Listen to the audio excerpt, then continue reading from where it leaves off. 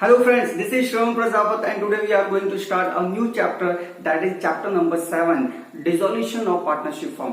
बहुत इंपॉर्टेंट और बहुत प्यारा सा चैप्टर है। आपका एग्जाम में बहुत सारा वेटेज रखता है। टोटल 8 मार्क का ये वेटेज रखता है, जिसमें से थियरी के क्वेश्चन भी पूछे जाते हैं और प्रैक्टिकल क्वेश्चन दोनों पूछे जाते हैं। ठीक है ना, तो इसको आप और बहुत इजी भी है, इसीलिए हम क्या करेंगे, इसको बहुत अच्छे से कवर करेंगे आज के डिस्कशन में। ठीक है ना, इस चैप्टर को मैं 2 टाइप में आपको पढ़ाऊंगा। एक तो जो इंपॉर्टेंट थियरी है जो एग्जाम में पूछी जाती है अक्सर, ठीक है ना, वो इंपॉर्टेंट थियरी में आपको पढ़ाऊंगा अच्छे से। और फिर क्या करेंगे हम, जो प्रैक्टिकल क्वेश्चन है, प्रैक्टिकल क्वेश्चन में इसमें से जर्नल एंट्री है वो आपसे पूछी जाती है, तो हम जर्नल एंट्री है वो डिस्कस करेंगे। ठीक है ना, चलो तो सबसे पहले हम क्या करेंगे, यहाँ पे मैं आपको वेटेज से एक बार वापस से बता देता हूँ। टोटल 8 मार्क का आपके बोर्ड के एग्जाम में आएगा, जिसमें एक तो 1 मार्क का एक एमसीक्यू क्वेश्चन आएगा और 1 सेंटेंस वाला एक 1 मार्क का क्वेश्चन आएगा, और साथ ही साथ 3-3 मार्क के यानी 3-3 मार्क के आपके 2 क्वेश्चन आएंगे। अब उसमें प्रैक्टिकल भी हो सकता है, थियरी भी हो सकता है, या फिर एक क्वेश्चन प्रैक्टिकल एक थियरी, ऐसा भी हो सकता है। ठीक है ना, तो हमको इस चैप्टर से theory as well as practical दोनों बहुत अच्छे से करना है। ठीक है, चलो तो आज का डिस्कशन स्टार्ट करते हैं। तो सबसे पहले हमारा हेडिंग है dissolution of partnership firm. So question ये आता है कि सर डिसोल्यूशन का मतलब, डिसोल्यूशन का मतलब नथिंग बट द कंप्लीशन, है ना, यानी खत्म करना, कुछ एंड हो रहा है यहाँ पे, खत्म हो रहा है। ठीक है ना, तो क्या खत्म हो रहा है यहाँ पे, जब पार्टनरशिप फर्म की बात कर रहे हैं तो ऑब्वियसली पूरी फर्म खत्म हो रही है यहाँ पे। ठीक है ना, चलो सो मैं आपको बताता हूँ यहाँ पे चैप्टर में डिसोल्यूशन है वो 2 तरह के होते हैं। डिसोल्यूशन कितने तरीके के, 2 तरीके के। पहला है आपका डिसोल्यूशन ऑफ पार्टनरशिप, पहला क्या होता है डिसोल्यूशन ऑफ पार्टनरशिप, और दूसरा होता है आपका डिसोल्यूशन ऑफ पार्टनरशिप फॉर्म। समझ में आया, तो 2 तरह के डिसोल्यूशन यहाँ पे होते हैं। एक डिसोल्यूशन ऑफ पार्टनरशिप होता है, दूसरा होता है dissolution of partnership form. Sir दोनों में क्या फर्क है, तो चलो मैं आपको वो बता देता हूं। सबसे पहले हम बात करते हैं कि डिसोल्यूशन ऑफ पार्टनरशिप किसको बोलेंगे। तो देखो एक एग्जांपल, जैसे ये बिजनेस है यानी ये पार्टनरशिप फर्म है। सपोज ये पार्टनरशिप फर्म है और उसमें 3 पार्टनर्स है, A B and C, 3 partner है ए बी सी, और ये पार्टनरशिप फर्म है। क्लियर है, फाइन। अब हुआ क्या यहाँ पे, सी है वो रिटायर हो रहा है यहाँ से। सी क्या हो रहा है, रिटायर हो रहा है। समझ में आया, तो जब सी रिटायर हो रहा है तो मुझे बताओ आज के बाद सी तो बिजनेस में रहेगा नहीं। आज के बाद सी तो बिजनेस में रहेगा नहीं, क्योंकि वो छोड़ के गया, रिटायर हो गया वो। तो आज के बाद बिजनेस में ये ए और बी क्या करेंगे, बिजनेस को कंटिन्यू करेंगे। बिजनेस को क्या करेंगे, कंटिन्यू करेंगे। ठीक है ना, तो सी के जाने के बाद जो बाकी के पार्टनर है वो उन्होंने क्या करा, बिजनेस को कंटिन्यू करा। समझ में आया, यानी कि सी के जाने से आपके बिजनेस पे मतलब बिजनेस बंद नहीं हो गया, बिजनेस चालू है। जो रिमेनिंग पार्टनर है ए और बी वो क्या करेंगे, बिजनेस को कंटिन्यू रखेंगे। तो ऐसी सिचुएशन में हम इसको बोलेंगे डिसोल्यूशन ऑफ पार्टनरशिप हुआ है, डिसोल्यूशन ऑफ पार्टनरशिप। या फिर दूसरे लैंग्वेज में अगर आपको बोलूं कि सिर्फ रिश्ता टूटा है। सर रिश्ता कैसा टूटा है, जैसे मैं बोलता हूं ए बी जो सी, जो पहले 3 पार्टनर थे, तीनों आपस में एक रिलेशन रखते थे पार्टनर का। तीनों में कैसा रिलेशन था, एक पार्टनरशिप का रिलेशन था, बराबर है। सो अब वो रिश्ता सी के साथ टूट गया। रिश्ता जैसे सी गया तो सी के साथ जो ए और बी का जो पार्टनरशिप का पहले जो रिलेशन था वो रिलेशन टूट गया, और जैसे ये रिलेशन टूटता है तो उसी को हम क्या बोलते हैं, यहाँ पे डिसोल्यूशन ऑफ पार्टनरशिप बोलते हैं। मतलब सिर्फ पर्टिकुलर जो पार्टनर था अपने पास उसके साथ रिश्ता हमारा टूटा है। ठीक है ना, तो उसको हम बोलते हैं डिसोल्यूशन ऑफ पार्टनरशिप, और बाकी के पार्टनर क्या करते हैं, बिजनेस को कंटिन्यू रखते हैं। समझ में आया, तो इसको बोला हमने डिसोल्यूशन ऑफ पार्टनरशिप। अब डिसोल्यूशन ऑफ पार्टनरशिप फर्म का मतलब क्या होता है, डिसोल्यूशन ऑफ पार्टनरशिप फर्म का मतलब कि यहाँ पे पूरा बिजनेस ही खत्म हो गया आपका, यानी बिजनेस ही बंद हो गया आपका। समझ में आया, बिजनेस ही बंद हो गया तो इसको हम क्या बोलेंगे यहाँ पे, डिसोल्यूशन ऑफ पार्टनरशिप फर्म, यानी पूरी फर्म बंद हो गई। यहाँ पे बिजनेस चालू नहीं है, यहाँ पे बिजनेस चालू कर रहे हैं ना, बाकी के जो बचे हुए पार्टनर्स दो थे ए और बी, वो क्या कर रहे थे, बिजनेस को कंटिन्यू रख रहे थे। लेकिन यहाँ पे आपका बिजनेस कंटिन्यू ही नहीं है, एग्जिस्ट में नहीं है बिजनेस आपका। समझ में आया, तो इधर बिजनेस ही आपका क्या हो गया, खत्म हो गया। तो अब दोनों में आपको समझ में आ गया दोनों का मीनिंग क्या है, कि ये इसका मतलब क्या होता है। इसका मतलब कोई एक आध पार्टनर है वो रिटायर या किसी भी फॉर्म में वो क्या करता है, जाता है, छोड़ के जाता है पार्टनरशिप फॉर्म, तो अपना रिश्ता तोड़ के जाता है। तो बाकी के जो 2 पार्टनर रहते हैं वो क्या करते हैं, बिजनेस को कंटिन्यू रखते हैं। ठीक है ना, और अगर पार्टनरशिप फर्म के डिसोल्यूशन की अगर बात करें तो वहां पे पूरा बिजनेस ही खत्म हो जाता है, बिजनेस ही बंद कर देते हैं। तो ऐसी अवस्था को हम क्या बोलते हैं यहाँ पे, dissolution of partnership firm. Sir क्या ऐसा हो सकता है कि 3 पार्टनर है ए बी सी, और बी और सी दोनों छोड़ के गए और अकेला बेचारा ए बचा, तो होने को तो ऐसा भी हो सकता है, लेकिन ऐसा सिचुएशन में फिर आपका डिसोल्यूशन ऑफ पार्टनरशिप फर्म ही बोला जाएगा। क्यों? क्योंकि पार्टनर तो एटलीस्ट 2 होने चाहिए, पार्टनर्स तो एटलीस्ट 2 होने चाहिए तो पार्टनरशिप फर्म हो सकती है ना। तो एक अकेला बेचारा बचेगा तो फिर वो डिसोल्यूशन ऑफ पार्टनरशिप फर्म ही माना जाएगा, बराबर है। अब ऐसे सिचुएशन में ऐसा होता है कि मान लो कोई, जैसे ही उनको पता है कि 2 से कम होने वाले पार्टनर है, तो जो रिटायर करने से पहले किसी और पार्टनर को क्या करते हैं, वो लोग एडमिशन दे देते हैं, तो पार्टनरशिप फर्म में वो एडजस्टमेंट हो सकती है, ठीक है ना। इतना सारा डिस्कशन हमारे सिलेबस में फिलहाल नहीं है। चलो, सो ये था पार्टनरशिप का डिसोल्यूशन क्या होता है और डिसोल्यूशन ऑफ पार्टनरशिप फर्म का क्या मीनिंग होता है, मैंने आपको बता दिया। अब दोनों में क्या डिफरेंट है, ठीक है ना। तो डिफरेंस क्या है, वो डिफरेंस हम देखते हैं यहाँ पे। तो देखो, जब यहाँ पे बिजनेस नहीं है, ठीक है ना, जब यहाँ पे, पहले तो मैं आपको मीनिंग बता देता हूँ, ठीक है ना। देखो मीनिंग क्या होगा यहाँ पे, इसको बोलेंगे हम रीऑर्गेनाइजेशन ऑफ पार्टनरशिप फर्म। यहाँ पे पार्टनरशिप फर्म का क्या हुआ है, रीऑर्गेनाइजेशन हुआ है। आपको पता होगा रिकंस्ट्रक्शन हमने पढ़ा था चैप्टर नंबर 4 में।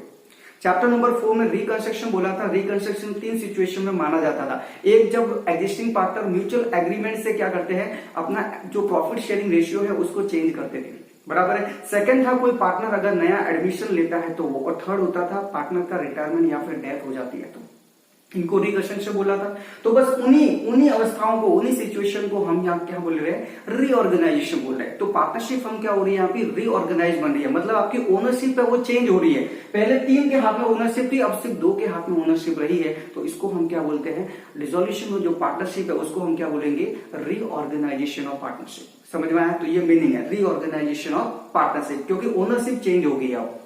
फिर यहाँ पे इस सिचुएशन को हम क्या बोलेंगे, इस सिचुएशन को बोलेंगे permanent end of partnership firm. यहाँ पे पूरा बिजनेस ही खत्म हो गया आपका, ठीक है, परमानेंट एंड हो गया बिजनेस का, तो इसको क्या बोलेंगे हम, permanent end of partnership firm is called dissolution of partnership firm.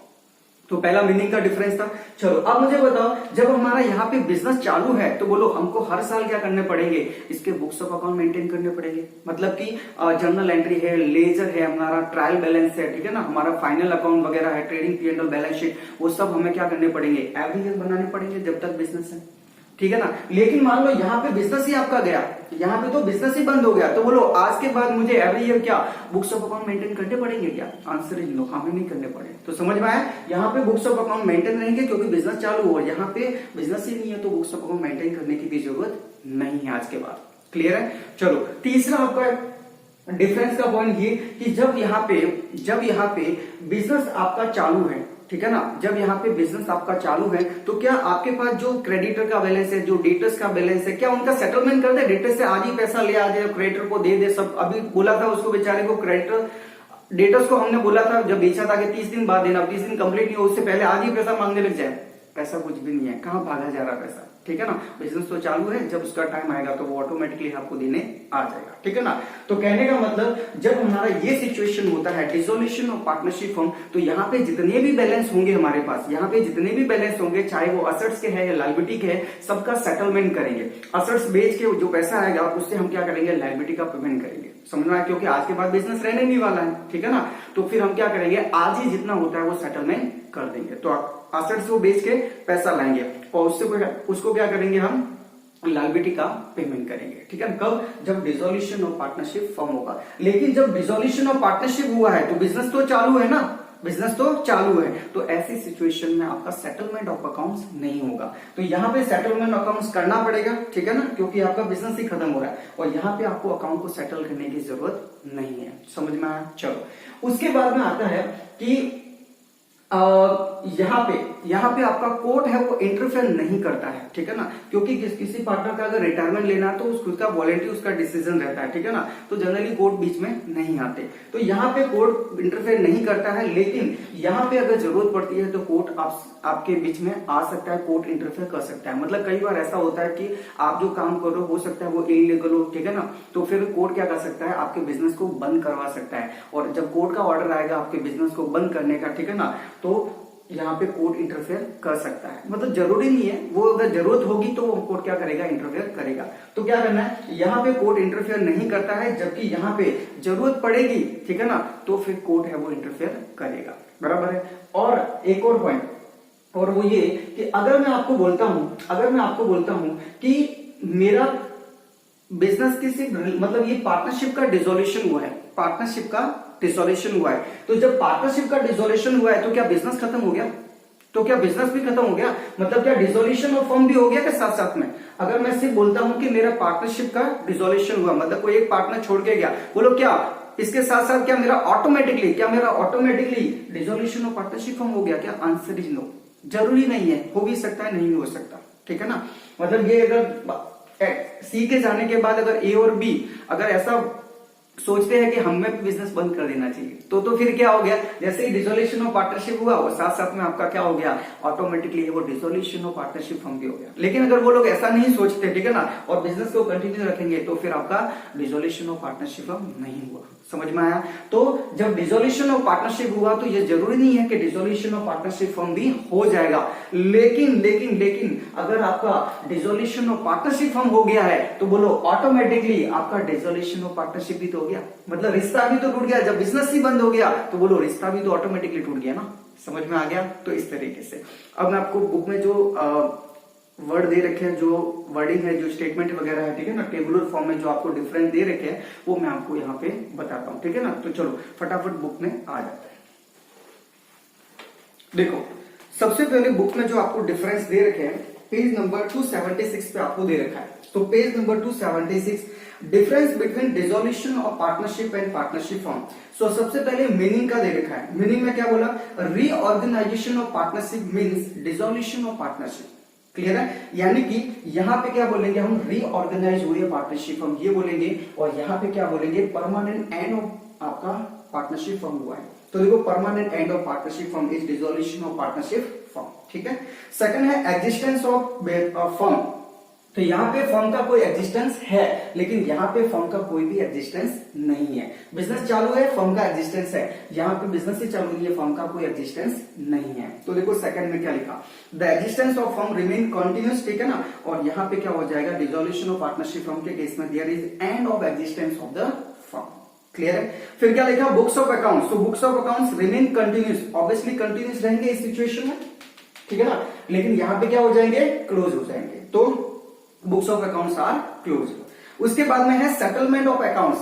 Settlement of accounts, so क्या लिखा? No accounts are settled but profit और loss arised due to revaluation is credited और debited respectively to partners capital accounts. Generally accounts of outgoing partners are settle. मतलब कि यहाँ पे आपका कोई भी अकाउंट्स का सेटलमेंट नहीं होता है कि जो पैसा बाकी है सबका दे दो और असेट्स बेस के पैसा ले आओ, ऐसा नहीं करते ना यहाँ पे। लेकिन यहाँ पे तो ऐसा करते हैं। साथ ही साथ यहाँ पे क्या करते थे हम? जो प्रॉफिट और लॉस की बात करी गई है यहाँ पे कि कैपिटल अकाउंट में क्रेडिट करते हैं, उसका मतलब है जो रियलाइजेशन अकाउंट बनाते थे ना, जैसे हमने पार्टनरशिप का अगर एडमिशन होता है पार्टनर का, या फिर रिटायरमेंट होता है, या डेथ होती है, तो हम क्या करते हैं? रिवैल्यूएशन अकाउंट बनाते हैं। असेट्स और लायबिलिटी का रिवैल्यूएशन करते हैं, और जो भी प्रॉफिट और लॉस होता है वो फिर क्या करते हैं? हम पार्टनर्स के कैपिटल अकाउंट में या करंट अकाउंट में ट्रांसफर करते थे। तो उसकी बात बोली गई है कि यहाँ पे क्या होता है कि सारे अकाउंट को सेटल नहीं करते, बस आप रिवैल्यूएशन अकाउंट बनाते हो, उसका जो भी प्रॉफिट और लॉस आता है वो पार्टनर्स में क्या कर देते हो? आप बांट देते हो, सभी पार्टनर्स में बांट देते हो।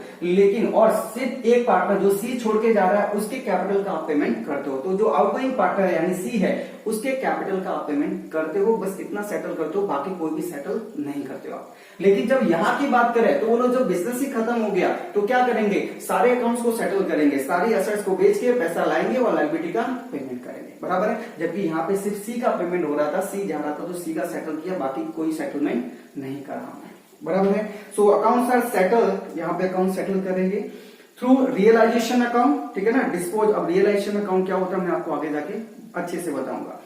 Realisation account disposal of assets is done and liabilities are paid, बराबर है। एसेट्स को बेच के लायबिलिटीज का पेमेंट करेंगे। Surplus amount is paid to partners for their final settlement. और बाकी अगर कुछ पैसा बचता है लायबिलिटी पेमेंट के बाद में तो फिर वो क्या होगा? सभी पार्टनर्स में उनके प्रॉफिट शेयरिंग रेशियो में बांट दिया जाएगा, बराबर है। फिर लिखा इंटरफेरेंस ऑफ कोर्ट। तो it is voluntary dissolution of partnership, no need of court interference, ठीक है ना। ये खुद अपनी मर्जी से छोड़ के जा रहा है तो यहाँ पे कोर्ट में बीच में नहीं आएगा। लेकिन व्हेनेवर रिक्वायर्ड कोर्ट इंटरफेयर, यहाँ पे जब जरूरत पड़ेगी तो कोर्ट है वो इंटरफेयर कर सकता है। फिर देखो इफेक्ट वाला क्या है? There may not be dissolution of firm, ठीक है ना। There may not be dissolution of firm due to dissolution of partnership, यानी कि डिसोल्यूशन ऑफ पार्टनरशिप की वजह से जरूरी नहीं है कि पार्टनरशिप फर्म का भी डिसोल्यूशन हो जाए, ठीक है ना। लेकिन जब पार्टनरशिप फर्म का डिसोल्यूशन हो गया तो बोलो ऑटोमेटिकली ये पार्टनरशिप का भी तो डिसोल्यूशन हो गया ना, मतलब रिश्ता भी तो खत्म हो गया। जब बिजनेस ही खत्म हो गया तो पार्टनरशिप का रिश्ता भी आपस में क्या हो गया, खत्म हो गया। आप इसको अच्छे से करोगे, ठीक है ना, एग्जाम के लिए इंपॉर्टेंट है ये, तो सारे डिफरेंस के जो पॉइंट है वो अच्छे से आप क्या करोगे, समझोगे, ठीक है ना। और रिवीजन भी करोगे आप टाइम टू टाइम, ठीक है ना। कुछ भी अगर पॉइंट फिर भी अगर आपको समझ में नहीं आया तो बिंदास आप क्या करो, मुझे मैसेज कर दो, चाहे कमेंट बॉक्स में करो या फिर मुझे व्हाट्सएप कर दो, ठीक है ना। चलो, लेकिन पढ़ाई करो आप, ठीक है। चलो, तो ये था हमारा डिफरेंस वाला पॉइंट। अब हम बात करते हैं हमारा नेक्स्ट डिस्कशन, और नेक्स्ट हमारा डिस्कशन है methods of dissolution. Methods of dissolution, यहाँ पे क्या होता है कि अब हम पूरे चैप्टर में इसकी बात करेंगे, हम इसकी बात नहीं करेंगे, ठीक है ना, हम इसकी बात करेंगे, क्योंकि ये बात तो हम एडमिशन वाला चैप्टर देख लिया हमने, रिटायरमेंट वाला देख लिया हमने, ठीक है ना, और हमने उससे पहले वाला वो जो था रिकंस्ट्रक्शन ऑफ पार्टनरशिप, ये तीनों चैप्टर देख लिए। वो तीनों चैप्टर ये वाली सिचुएशन को बताते हैं, बराबर है, तो वो तो ऑलरेडी कर चुके हैं। अभी हम पूरे चैप्टर में इसके बारे में बात करेंगे कि जब बिजनेस पार्टनरशिप फर्म का पूरा बिजनेस ही खत्म हो जाएगा तो फिर हमें क्या करना है, ठीक है ना। तो देखो, अब ये डिसोल्यूशन जो होता है उसके दो मेथड्स हैं, दो तरीके से डिसोल्यूशन हो सकता है। अक्सर एक आध मार्क में क्वेश्चन पूछा जाता है। देखो, मेथड्स ऑफ डिसोल्यूशन के दो मेथड है, नाम याद रखना आपको।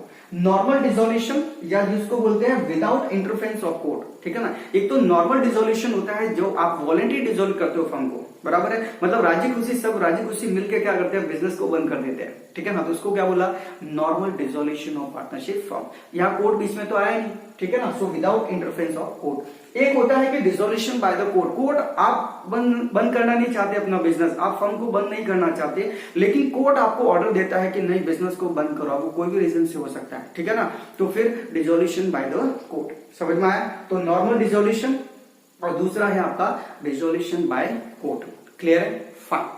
अब देखो यहाँ पे क्या है, यहाँ पे जब भी बिजनेस खत्म होता है आपका, जब भी बिजनेस आपका क्या होता है, खत्म होता है, तो बोलो, मैंने क्या बोला था कि सारी असेट्स से रिकवरी करनी है, पैसा वसूलना है, उसके बाद में क्या करना है, हमारी लायबिलिटीज का हमें क्या करना है, पेमेंट करना है, ठीक है ना। लेकिन लायबिलिटीज तो बहुत सारी होती है, जैसे कि लायबिलिटी हमारे पार्टनर्स का कैपिटल है, वो भी तो इंटरनल लायबिलिटी होती है ना, पार्टनर्स के लोन भी होते हैं, ठीक है ना। फिर हमारे पास आउटसाइडर की लायबिलिटी होती है, जैसे बैंक से लोन ले रखा है तो वो होगा हमारा, क्रेडिटर्स भी होते हैं हमारे पास, ठीक है ना। तो ये सारी लायबिलिटी है। तो क्वेश्चन ये आता है, ठीक है। अच्छा, डिसोल्यूशन होगा तो डिसोल्यूशन के टाइम में कितनी सारी कंसल्टेंसी, एडवोकेट का फीस वगैरह, जो भी कंसल्टेंसी ली उसका फीस वगैरह, और कोई फीस वगैरह, जैसे असेट्स बेचने के लिए कहीं गए अपन अग्रीमेंट करने गए वगैरह, तो बहुत सारे खर्चे होते हैं, ठीक है ना। तो लीगल एक्सपेंडिचर्स वगैरह बहुत सारे होंगे। तो क्वेश्चन ये आता है कि सर, जो असेट्स बेचने से जो पैसा आएगा उसमें से सबसे पहले किसका पेमेंट करें, क्योंकि कई बार ऐसा भी हो सकता है ना कि जो पैसा मिला है, ठीक है ना, जैसे असेट्स बेचने से पैसा मिला, सपोज 2 लाख रुपीज, कितना मिला, 2 लाख रुपीज। अब हमारे पास में सामने जो लायबिलिटी है सपोज 5 लाख की है, कितने की है, 5 लाख। अब सबको तो पैसा दे नहीं सकते, क्योंकि हमारे पास तो 2 लाख रुपया ही है और 5 लाख की लायबिलिटी है, तो बोलो पैसे पहले किसको दे, क्योंकि पहले जिसको मिलेगा उसको पूरा पैसा मिल जाएगा। तो ऐसा नहीं, पार्टनर्स ऐसा नहीं करे कि पार्टनर्स क्या करेंगे, पहले खुद का पैसा ले लेंगे और बाद में बचेगा तो दूसरों को देंगे, समझ में आया। तो ऐसे अगर करोगे तो कोई भी है वो बिलीव नहीं करेगा आपके बिजनेस के ऊपर, ठीक है ना, और कोई भी पार्टनरशिप फर्म के ऊपर बिलीव नहीं करेगा, और फिर आपका बिजनेस है वो कंटिन्यू नहीं कर सकते आप, ठीक है ना। तो इसीलिए इन्वेस्टर को प्रोटेक्ट करने के लिए ऐसा रूल बनाया गया कि जब भी पार्टनरशिप फर्म खत्म होती है, डिसोल्यूशन होता है पार्टनरशिप फर्म का, एट दैट टाइम हमने एक ऑर्डर दिया है ना, लॉ में, पार्टनरशिप एक्ट में एक आपको एक ऑर्डर दे रखा है, ठीक है ना। उस ऑर्डर में आपको क्या करना है, पेमेंट करना है। ऑर्डर मतलब सीक्वेंस दे रखा है, एक सीक्वेंस दे रखा है कि आपको सबसे पहले किसका पेमेंट करना है, जो असेट्स बेचने से जो पैसा आएगा उसमें से सबसे पहले किसको पेमेंट करना, उसके बाद किसको करना, उसके बाद किसने करना, ये सीक्वेंस दे रखा है, ठीक है ना। तो देखो, distribution of assets, realisation of the firm, और जिसको मैं बोलता हूं ऑर्डर ऑफ पेमेंट, समझ में आया। जो असेट्स से बेचने से जो पैसा आया है, जो रियलाइज हुआ है, वो पैसा हमें लायबिलिटी के किस तरीके से पेमेंट करना है, तो उसका सीक्वेंस है। सबसे पहले आपको क्या करना है, डिसोल्यूशन एक्सपेंस का पेमेंट करना है। तो जो पैसा आएगा असेट्स बेचने से, उसमें से सबसे पहले किसको दूंगा मैं, डिसोल्यूशन का एक्सपेंस पेमेंट करूंगा मैं, समझ में आया। उसके बाद में अगर बचेगा ये पैसा देने के बाद में बचेगा तो मैं नेक्स्ट किसका नंबर आएगा, third party liability. Third party का मतलब देखो लायबिलिटी दो टाइप की होती है, एक तो इंटरनल लायबिलिटी होती है, एक आउटसाइड लायबिलिटी होती है। इंटरनल लायबिलिटी का मतलब होता है कैपिटल, और कैपिटल के अलावा की जितनी भी लायबिलिटी है उनको क्या बोला जाता है, आउटसाइड लायबिलिटी। और आउटसाइड लायबिलिटी को ही हम क्या बोलते हैं, थर्ड पार्टी की लायबिलिटी। समझ में आया? तो ये कैपिटल के अलावा की जितनी भी लायबिलिटी है उनका पेमेंट करेंगे, थर्ड पार्टी लायबिलिटी को हम क्या करेंगे, यहाँ पे पेमेंट करेंगे। तो सबसे पहले हम किसका पेमेंट किया, डिसोल्यूशन एक्सपेंस का, उसके बाद बचा तो फिर हम किसका पेमेंट करेंगे, जो आउटसाइड लायबिलिटी का है उनका पेमेंट करेंगे, बराबर है। और फिर आउटसाइड लायबिलिटी का भी पेमेंट कर दिया, थर्ड पार्टीज का भी पेमेंट कर दिया, और फिर भी पैसा बचा तो बोलो अब किसका पेमेंट करना है, नेक्स्ट पार्टनर्स लोन का पेमेंट करना है, बराबर है। अगर किसी पार्टनर ने लोन दे रखा था फर्म को तो अब उसका पेमेंट करेंगे, बराबर है। फिर पार्टनर्स के लोन का भी पेमेंट हो गया, फिर भी बच रहा पैसा, फिर भी बच रहा पैसा, तो बोलो अब क्या करें, तो नेक्स्ट क्या करेंगे, पार्टनर्स कैपिटल एंड और पार्टनर्स करंट अकाउंट बैलेंस का पेमेंट करेंगे। यानी अब क्या करेंगे, अब पार्टनर्स की कैपिटल का पेमेंट करेंगे, जितने जितने कैपिटल बाकी है उनको उतना पेमेंट करेंगे, और साथ में अगर करंट अकाउंट भी है तो उसका भी हम क्या करेंगे, पेमेंट कर लेंगे, बराबर। सर पार्टनर्स कैपिटल अकाउंट भी दे दिया, करंट अकाउंट भी दे दिया, फिर भी पैसा बच रहा है, फिर भी पैसा बच रहा है, वाह पैसा बच रहा है, तो क्या करें, वो सरप्लस अगर बचता है फिर भी ये सब करने के बाद ये चारों आइटम मैंने माइनस कर दिए, फिर भी पैसा बच रहा है, तो अगर कोई सरप्लस बचेगा, surplus remain then distribution in all partners in their profit sharing ratio. तो फिर क्या करेंगे, सभी पार्टनर्स मिल बैठ के क्या करेंगे, उनके प्रॉफिट शेयरिंग रेशियो में वो सरप्लस पैसे को क्या करेंगे, आपस में बांट लेंगे। कई बार क्वेश्चन इसके ऊपर पूछा जाता है, चाहे एमसीक्यू में या फिर वन सेंटेंस में, ठीक है ना, कि अगर सरप्लस पैसा कुछ बचता है लास्ट में जाके एट द एंड फाइनली, तो फिर वो सारे पार्टनर्स के रेशियो में क्या करेंगे, प्रॉफिट को बांटेंगे, ठीक है ना, सरप्लस को बांटेंगे, तो प्रॉफिट शेयरिंग रेशियो में, ठीक है ना। चलो गुड, तो यहां तक आपको समझ में आया। चलो अब मेरा एक क्वेश्चन है, उस क्वेश्चन का आप आंसर करोगे, ठीक है ना। एक क्वेश्चन है, उस क्वेश्चन का आंसर करोगे कि अगर मान लेते हैं कि पार्टनरशिप फर्म में अगर किसी पार्टनर की वाइफ ने अगर लोन दे रखा था, समझ में आ रहा है, पार्टनर की वाइफ ने पार्टनरशिप फर्म को लोन दे रखा था, ठीक है ना, तो पार्टनरशिप फर्म की लायबिलिटी होगी ना, ठीक है ना। सो अगर किसी पार्टनर की वाइफ का लोन अगर बाकी है तो वो लोग उसको किस लिस्ट में डालेंगे, ठीक है ना। कुछ बच्चे बोले सर सबसे पहले दे दो ऐसा थोड़ी करना है, तो किस सीक्वेंस में डालेंगे, लॉ क्या कहता है हमें, ठीक है ना, किस सीक्वेंस में करेंगे। तो देखो यहां पे तो नहीं करेंगे, डिसोल्यूशन एक्सपेंस है, ठीक है ना।